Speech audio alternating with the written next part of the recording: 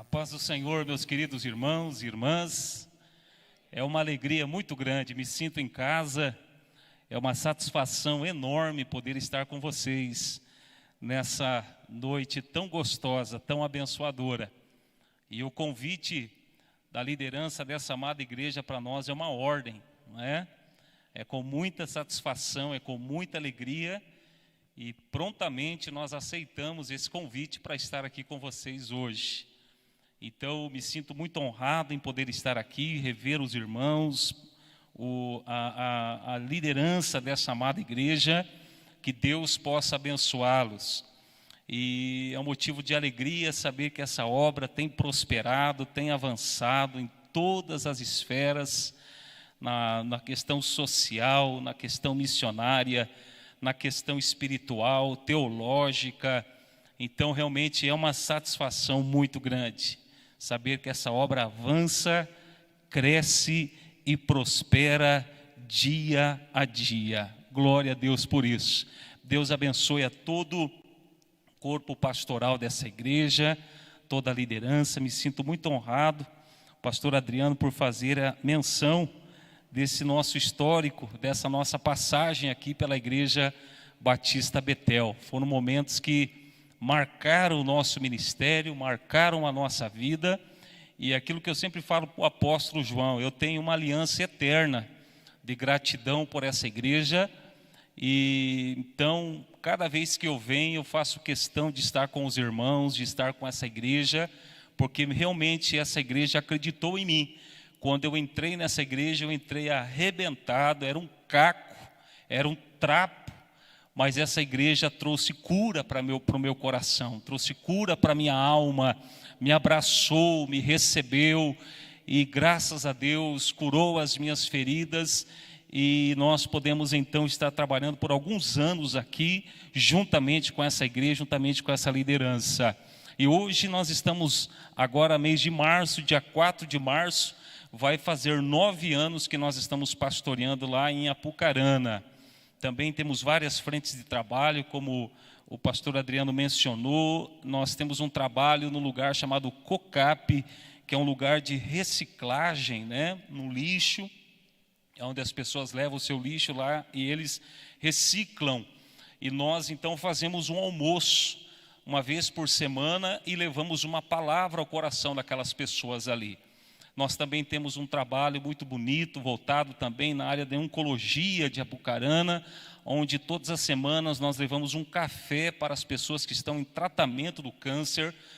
Vocês sabem que é um tratamento muito agressivo e às vezes as pessoas ali da região chegam ali para fazer uma rádio, uma químio, e às vezes chega a ser um café sem nada, e nós estamos ali como igreja servindo aquelas pessoas e também levando o pão da vida a elas, que é fundamental, não é?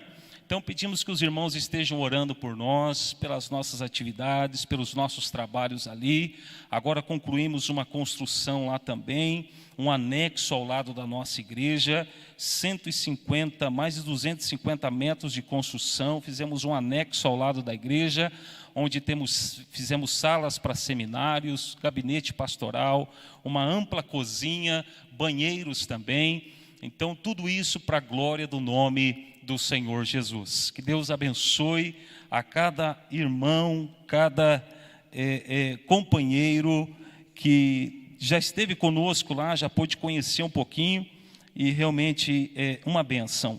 Irmãos, eu quero fazer um convite muito especial para vocês quarta-feira. Quarta-feira eu vou ter a oportunidade, o privilégio de estar aqui novamente, ministrando a palavra de Deus. E nessa quarta também vai estar o grupo de louvor da nossa igreja aqui, né? A pastora Cris nos convidou e nós convidamos o pessoal do louvor para estar conosco. Irmãos, são jovens que são joias preciosas que Deus me deu para cuidar, e eu queria que vocês conhecessem eles. São uma bênção, são realmente muito usados por Deus. Então eu queria que você viesse nessa quarta-feira, em nome de Jesus, conhecer esses irmãos, esses jovens. São jovens de oração, têm buscado uma vida com Deus, têm buscado uma vida com o Senhor.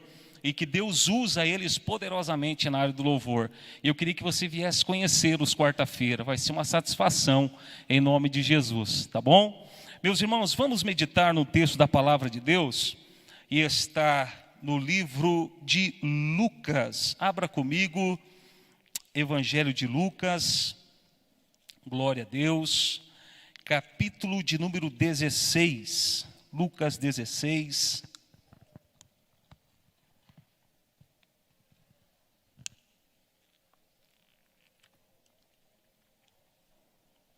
Aleluia.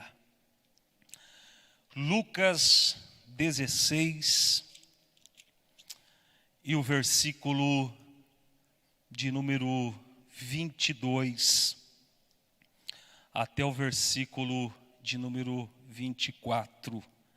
Glória a Deus. Lucas capítulo 16 e o versículo de número 22 até o 24 é o texto que nós queremos meditar com vocês nessa noite, em nome do Senhor Jesus. Aleluia. Diz assim: e aconteceu que um mendigo morreu e foi levado pelos anjos para o seio de Abraão. E morreu também o rico, e foi sepultado.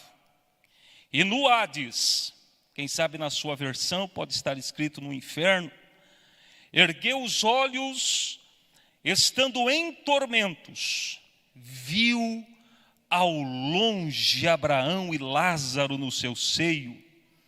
Reclamando, disse: Abraão, meu pai, tem misericórdia de mim, e manda a Lázaro que molhe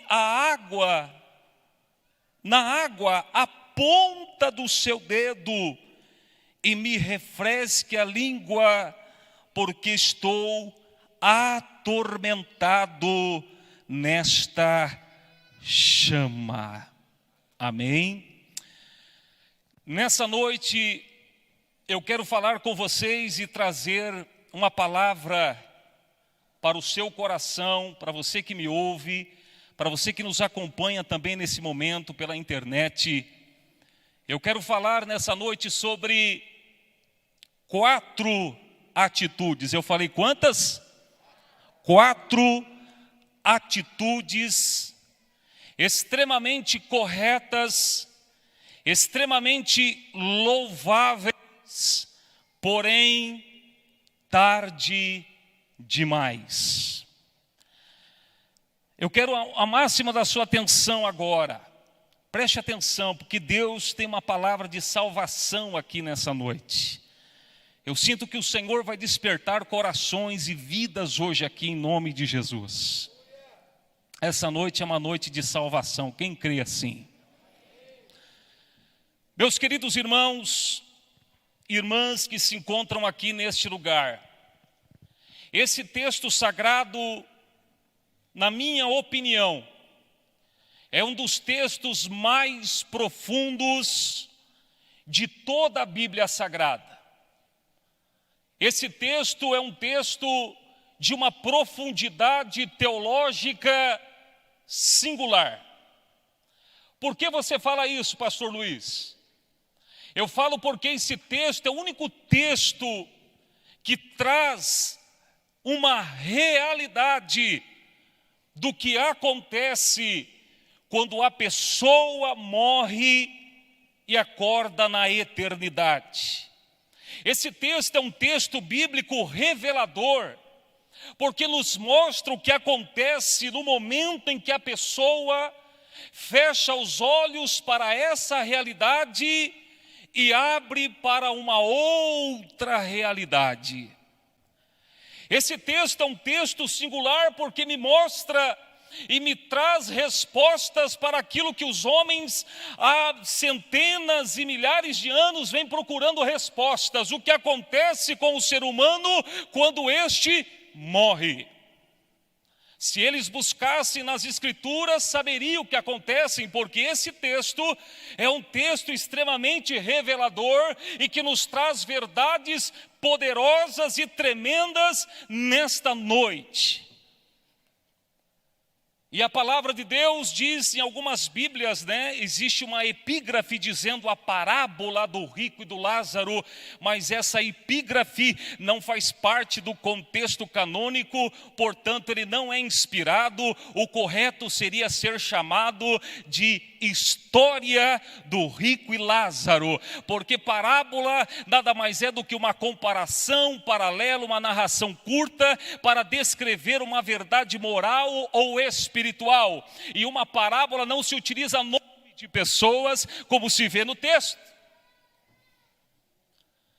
E essa história começa Jesus a narrar dizendo que dois personagens, um cujo nome é Lázaro, e o outro, a Bíblia omite o seu nome, apenas expõe a sua condição social. A Bíblia diz que esse homem era rico, vestia-se de púrpura e vivia de forma esplêndida, regalada. Em contrapartida, havia esse Lázaro, um mendigo à porta do rico, que desejava alimentar-se das migalhas que caíam da mesa deste homem rico. Observe o contraste, o antagonismo entre os dois personagens. Um tinha em abundância, um tinha para emprestar, um tinha para dar, um tinha para fazer festa. Em compensação, o outro passando uma dificuldade tremenda, a ponto de encontrar consolo na lambida dos cães que vinham até ele. Olha que antagonismo, olha que contraste entre esses dois personagens. Um extremamente rico, poderoso, e o outro miserável. O outro não tinha onde cair morto. O outro um pé rapado, o outro que não tinha onde cair morto, era um miserável, era um mendigo. Observe o contraste entre os dois personagens. Só que a Bíblia agora vem relatando algo que iguala essas duas pessoas. Ambos, o rico quanto Lázaro, se deparam com uma realidade comum que os nivela, que os deixa extremamente iguais. E qual é esta realidade? É a realidade da morte. A morte veio tanto para o rico, diz o texto, quanto também veio para o mendigo. A morte bateu na porta daquele que tinha abundância, como também bateu na porta daquele que queria apenas migalhas para matar a sua fome e as suas necessidades. A morte, na verdade, é um nivelador social. Quando ela bate a porta, ela não pergunta se você é rico, se você tem dinheiro ou se você está falido ou quebrado. Ela vem e diz: chegou a sua hora, eu vim te buscar. A morte nos nivela, a morte nos deixa igual. Não importa a cor da sua pele, não importa a cor do seu cabelo, não importa se você tem dinheiro no banco, não importa se você tem carro importado, um carro nacional, não importa se você tem uma mansão ou se você paga aluguel. Quando a morte chega, ela não pergunta isso. E o texto mostra que um dia este ser nivelador bateu na porta de ambos os personagens, tanto do rico quanto também do Lázaro. E diz o texto sagrado que o Lázaro, fechando os olhos para este mundo, abre ao lado do pai Abraão. No lugar, segundo a Bíblia, o seio de Abraão. O seio fala de descanso, seio fala de conforto, seio fala de lugar de delícia. E ele acorda do outro lado da vida, neste lugar de repouso, nesse lugar de paz e tranquilidade. Em compensação, diz o texto, que o rico, ao abrir os olhos para a eternidade, ele não abre os olhos nesse lugar de delícia. A Bíblia diz que ele abre os olhos no Hades, que no grego quer dizer inferno, lugar de suplício, lugar de tormento. E quando esse homem encontra-se naquele lugar de suplício, quando aquele homem encontra-se naquele lugar de sofrimento, ele toma 4 atitudes extremamente louváveis, corretas, que eu e você com certeza tomaríamos, só que todavia foram tardes demais. E é sobre isso que eu quero meditar com você nessa noite. Eu quero que você reflita comigo a profundidade do texto e das verdades que Deus traz a nós nesta noite. A Bíblia diz que quando esse homem, o rico, ele abre os olhos para a eternidade, ele encontra-se no inferno e lá ele tem a primeira atitude correta e extremamente louvável. A Bíblia diz que ele ergue os olhos. Esse homem, enquanto aqui em vida, em um momento algum, quem sabe parou para erguer os olhos e agradecer a Deus. Esse homem, enquanto em vida, em nenhum momento, quem sabe, parou e disse: Deus, obrigado pelo meu alimento, obrigado pela minha vestimenta, obrigado pelo meu carro, obrigado pela minha casa, obrigado, Deus. Não! Mas quando ele encontra-se no inferno, ele acha que ali era o lugar de se erguer os olhos e agradecer a Deus. Era uma atitude extremamente correta, louvável, acertada, todavia uma atitude tarde demais, porque o tempo de se agradecer a Deus chama-se hoje. O tempo de levantar as mãos e dizer: Senhor, obrigado pela minha salvação, pela minha família, é hoje. E quantos vieram aqui nessa noite agradecer a Deus pela vida e pela salvação?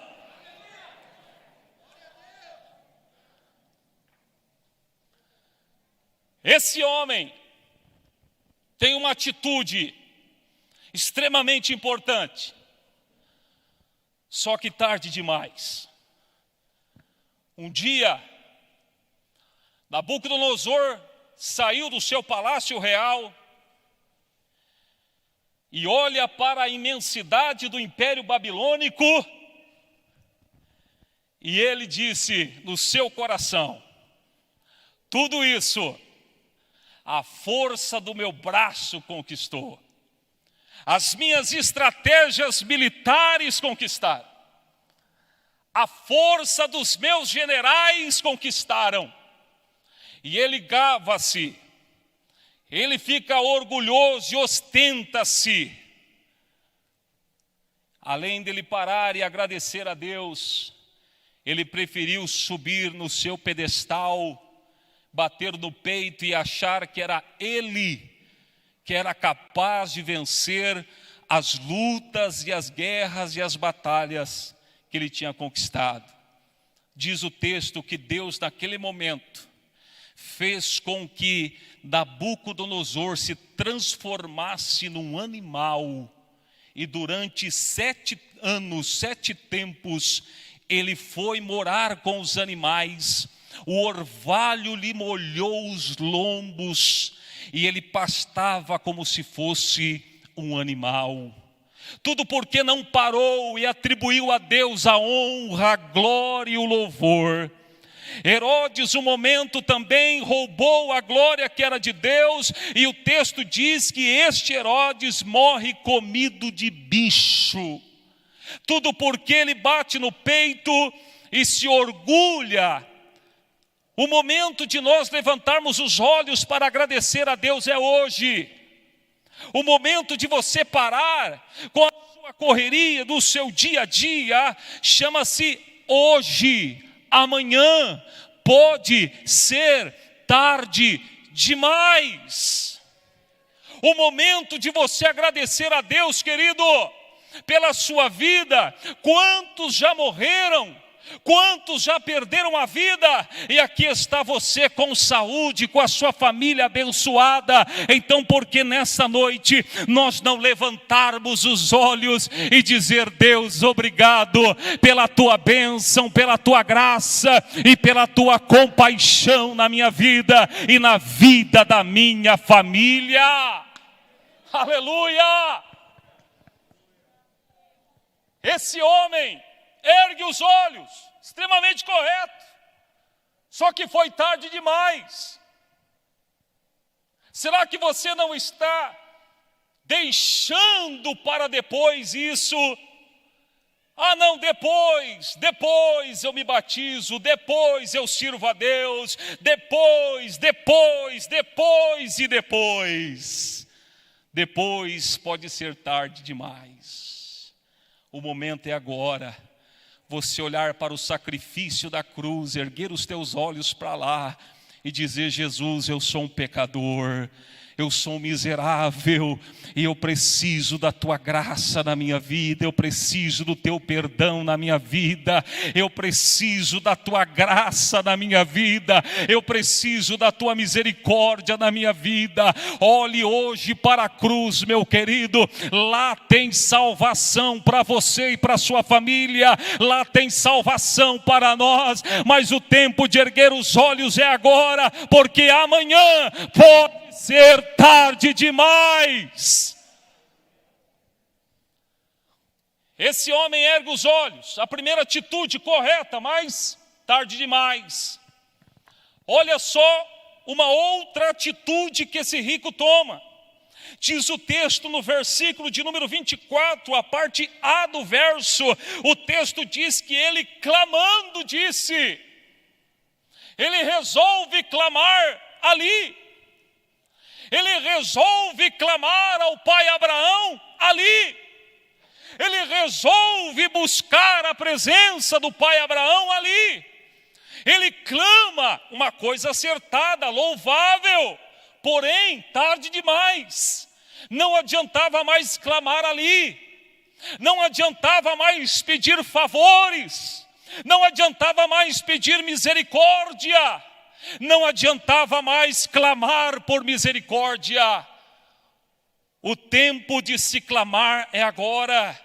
Jeremias capítulo 33 e o verso 3, clama a mim e responder-te-ei, anunciar-te-ei coisas grandes e firmes que não sabes. O tempo de clamar é agora. E quando clamamos não ficamos sem resposta. Quando clamamos Deus nos ouve. Quando clamamos Deus traz vitória. Quando clamamos Deus manifesta o seu poder. Quando clamamos Deus cura. Quando clamamos Deus restaura o casamento. Quando clamamos Deus faz maravilha. Oh! Mas o tempo de clamar é agora. O tempo de falar com Deus é hoje. O tempo de se falar com o Senhor não é amanhã, é hoje. Esse homem resolve clamar num lugar que não tinha mais volta. No lugar que não tinha mais salvação. Em um lugar aonde não dava mais. Ele clama no lugar aonde não tinha mais solução. Quem sabe você também vem postergando o seu clamor, a sua busca por salvação. Hoje Deus traz essa palavra ao seu coração, meu amigo, meu irmão, minha irmã que se encontra aqui, que quem sabe parou na sua caminhada, quem sabe desistiu de clamar, quem sabe desistiu de falar com Deus, quem sabe desistiu de orar, de buscar a presença do Pai. O Espírito Santo hoje traz essa palavra dizendo: meu filho, minha filha, volta correndo, vem clamar por misericórdia, vem clamar pelo meu amor e pela minha bondade, porque eu quero renovar tuas forças. O inferno não é teu lugar, o inferno nunca foi feito para você, mas para o diabo e seus anjos, e eu não quero que você vá para lá. O tempo de você servir a Deus é agora, o tempo de clamar é agora. E quantos vieram para clamar esta noite, levante a sua mão e glorifique o nome desse Deus maravilhoso. Aleluia! Ele clama, todavia tarde demais. Esse homem, ele tem uma terceira atitude extremamente correta, porém tarde demais. A Bíblia diz que no auge do seu desespero, a sua agonia, ele pede para que Lázaro lhe fizesse um favor. Que ele simplesmente pegasse a ponta do dedo e colocasse um pinguinho de água na sua língua, para que lhe refrescasse o flagelo e o tormento que ele estava passando. A água, preste atenção nisso, a água que esse rico deseja beber, não é essa aqui. Não é H2O, não é. Não é essa água. A água que ele queria beber era uma outra água. Porque eles estavam num ambiente espiritual. E a água que ele queria beber não era essa. Era aquela água de João 7,37, que Jesus disse. No último dia da festa, Jesus colocou-se em pé e disse: quem tem sede, vem a mim e beba. E aquele que beber da água que eu lhe der, se fará nele uma fonte que salta para a vida eterna. Bendito seja o nome desse Senhor. Esse homem deseja beber esta água, Jesus, e não esta aqui. Ele lembra-se do momento em que teve a oportunidade de experimentar a salvação através dos profetas, através do Pentateuco, através dos ensinamentos, mas por um momento ele disse: não, vou deixar para depois.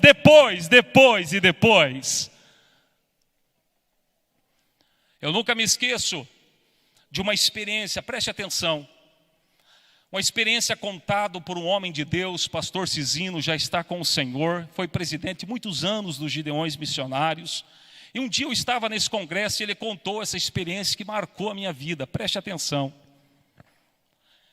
Ele estava fazendo visita no hospital em Camboriú, e de repente uma enfermeira entrou desesperada, falando: o senhor é pastor? Ele disse: sou, estou fazendo visitas. O senhor pode vir orar no quarto aqui ao lado? Nós não sabemos o que está acontecendo. Uma senhora está em desespero e nós não conseguimos entender o que se passa com ela.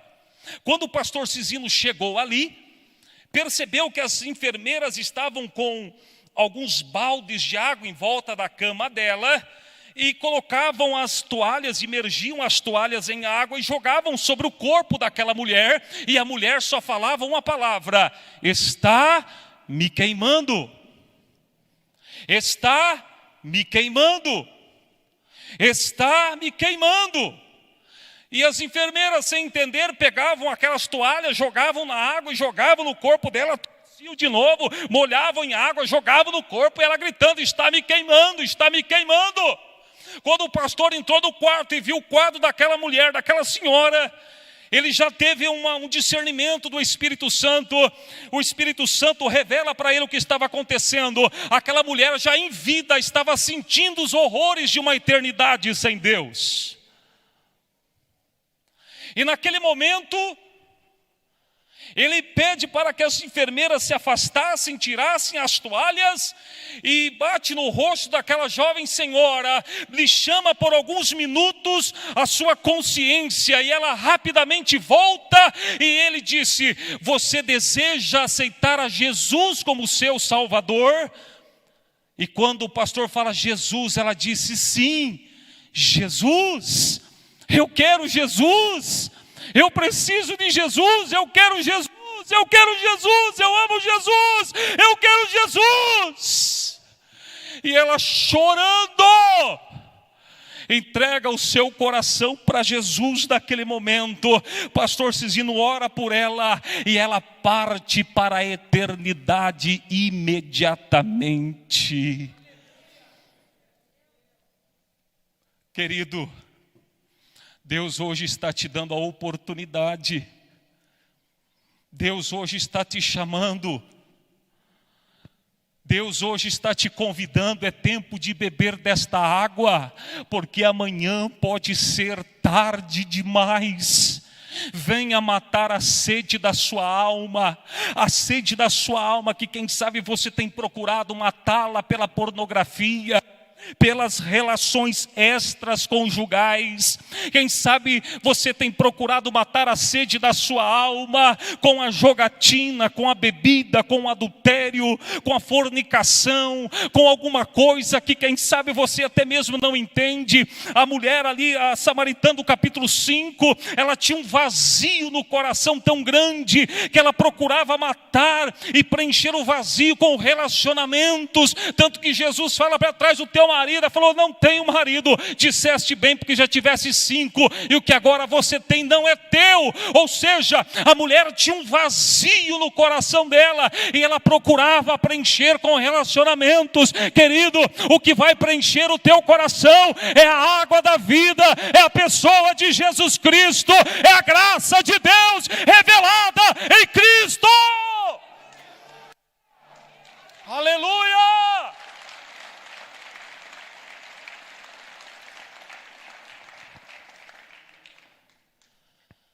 Agora veja se o que eu estou falando não é de estremecer os ossos essa noite.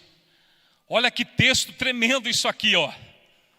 Aí quando ele viu que não tinha realmente como sair, como alcançar o alívio, e digo aqui para vocês, preste atenção, a Bíblia, ele é um livro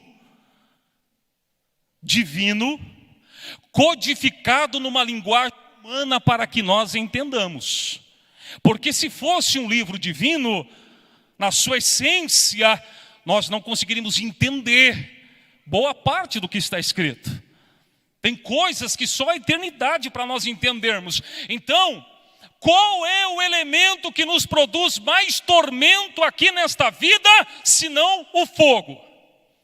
As irmãs aí que passam roupa, tem alguns homens que passam também, às vezes se queima, é uma banha que pula, pega no braço, queima, fica lá o dia inteiro, não é assim?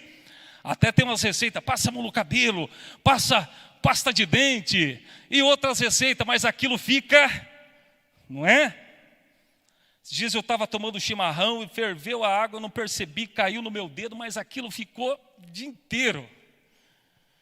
Aí colocava na água, passava, tirava, ficava latejando, e o dia inteiro ficou daquele jeito. Coisa horrível. Então a Bíblia usa a figura do fogo para mostrar o tormento eterno, porque não há outra coisa a não ser o fogo para trazer tanto tormento para nós aqui, para que nós entendamos, mas é uma coisa, ó, muito pior, muito pior. Agora preste atenção aqui, ó. O cidadão levanta os olhos, clama, pede água.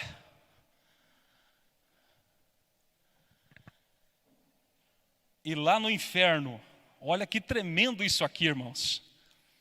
Lá no inferno, ele tem consciência do que havia aqui. O que ele fala então, quando ele vê que não tem jeito de sair, quando ele fala que não tem como realmente, ele fala assim, ó, pai Abraão, então faz o seguinte, envia alguém na casa dos meus irmãos, pois eu tenho 5, para que eles também não venham para este lugar de tormento. Inferno é lugar de consciência. A pessoa vai lembrar do momento em que alguém lhe ofereceu Jesus, e ele ostentou-se na sua vaidade, no seu orgulho, e disse, não quero, isso é coisa para gente medíocre. A pessoa terá consciência do momento em que ela foi para os encontros com Deus que essa igreja faz. foi ministrado, recebeu a palavra, mas devido aos cuidados desta vida, ele preferiu entregar-se aos cuidados dessa vida e perdeu-se, está longe hoje. Ela terá consciência do momento em que alguém carinhosamente, lembrando-se dela, mandou uma mensagem, entregou-lhe um folheto, mandou-se um vídeo para ela pelas redes sociais, tentando lhe trazer para o caminho da salvação. Naquele dia tudo isso será revelado e trazido à sua consciência. Esse homem lembra que tem 5 e pede para que alguém viesse lhe avisar, para que também não viesse para o lugar de tormento. E eu termino essa mensagem mostrando a 4ª coisa extremamente louvável que ele pensou em fazer, mas foi tarde demais. E o que foi, pastor? Foi fazer a obra missionária. Ele falou: já que eu estou aqui, por favor, corram e avise meus irmãos, para que também não cheguem para este lugar de tormento. A obra missionária se faz hoje, porque amanhã pode ser tarde demais. É por isso que essa igreja é uma igreja missionária, está gritando ao mundo, dizendo: ei, Jesus te ama e não quer que você se perca, não quer que você vá para o inferno. A obra missionária se faz hoje. O tempo de se lembrar da sua família é hoje. O tempo dos parentes virem para a igreja é hoje, porque amanhã pode ser tarde demais. Aleluia! Se você tem condições, faça hoje, não deixe para amanhã. É agora. Invista em missões, querido. Renda-se ao Senhor nesta noite e diga: eu vou aplicar todos os meus esforços, toda a minha vida, toda a minha sabedoria, tudo aquilo que Deus me deu, para fazer com que o seu nome seja conhecido entre as nações. Aleluia! E eu creio que essa noite é uma noite poderosa que Deus preparou para ter um renovo com você. Você que quem sabe deixou a chama se apagar. Você que quem sabe afastou-se do Senhor, mesmo na igreja, mas está longe de Deus. Não é o fato de estar na igreja que está perto, meu querido. Às vezes você pode estar na igreja, mas longe de Deus. Mas hoje Deus prepara esta palavra para dizer: meu filho e minha filha, eu não quero que você se perca. A eternidade é séria, a eternidade é muito séria, e eu não quero que você se perca no pecado, no mundo. Eu quero que você venha para os meus braços hoje. Renda-se ao Senhor, porque Deus tem planos preciosos na sua vida, em nome de Jesus Cristo. Quantos podem dizer amém? Se coloque de pé comigo, irmãos. Aleluia, glória a Deus. Eu quero orar pela sua vida agora. Eu quero orar por você. Eu quero pedir a bênção do Senhor sobre a sua vida, nesse momento tão especial. Em nome de Jesus. 4 atitudes corretas, acertadas, louváveis, mas foram tarde demais. Será que você vai deixar passar mais essa oportunidade? Será que você vai deixar mais uma vez a graça de Deus de lado? Ou você vai preferir ter um encontro com o Calvário hoje? Ter um encontro com a graça de Deus hoje? Ter um encontro com o perdão dos teus pecados hoje, através de Jesus?